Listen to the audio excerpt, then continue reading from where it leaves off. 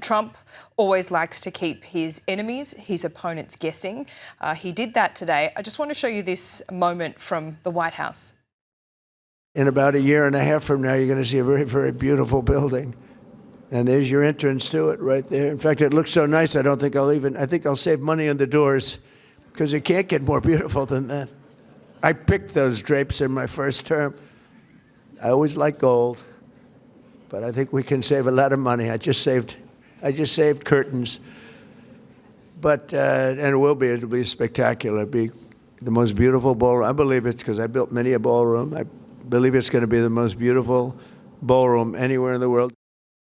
I can see the confused look on your face, Mick Mulvaney. You're wondering if I've played you the right clip or not, but I have. I just wanted to show you and our viewers as well the mercurial nature of Donald Trump. This was the same press conference in which he was telling the American public that the biggest hit is yet to come from Iran. Then he started talking about curtains in the ballroom. He sure is proud of it.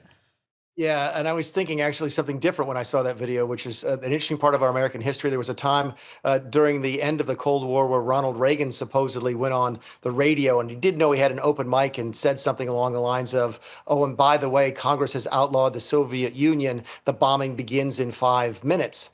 And the commentary here was that Reagan was slipping as he got older and so forth, and that he was not mentally capable and all those things. But many years on, when the books were written about his presidency, it was written that he did that on purpose in order to sort of keep the Russians guessing as to what his mental state was and so forth. So Donald Trump is strategically ambiguous. There is no question about that. So was that on purpose? Was it just him sort of wandering off into another topic? It's hard to say, but I know him and it's hard to say. And you can imagine what the Iranians must be thinking.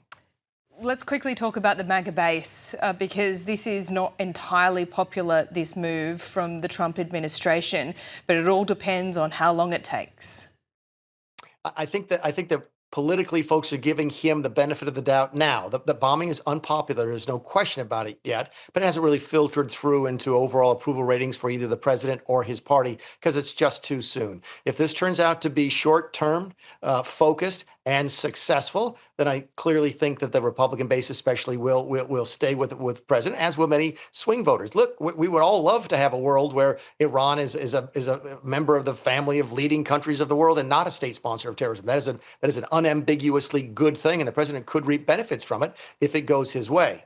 At the other end of the spectrum, if you end up with troops on the ground and bogged down in the sort of forever war that Trump said he was running against, then he could pay a very high political price for that. I don't think we know the answer to that now. I think you'll know probably 2 or 3, 4 weeks from now as to where that is headed, but it's too soon to say. Yeah, but if he makes the cost of living even more expensive for struggling Americans, that's going to be the clincher, won't it?